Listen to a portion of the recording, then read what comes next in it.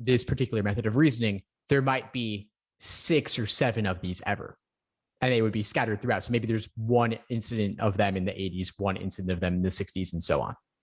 So that one of those things where you have to have lots of exposure to have that baked in somewhere into your subconscious where you've come across it before, those patterns of the exam that you come to through a lot of exposure and a lot of review. And also you have to make sure that you thoroughly understand a question like this so that when you see it in the future, if you do, you'll be able to address it much more quickly because you've gone through those motions before. I mean, there's not really ever anything totally new. There are elements of any new question in previous questions, but they're very clever at remixing things. One other thing that can help with a question like this is those sufficient assumption formulas like I talked about, and I have multiple workshops talking about those.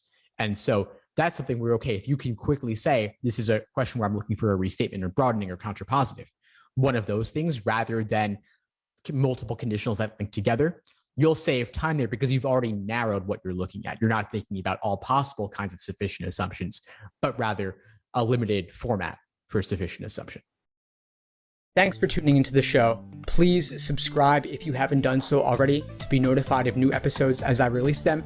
And feel free to reach out if you need anything at all as you move forward with your prep. I'm happy to help however I can.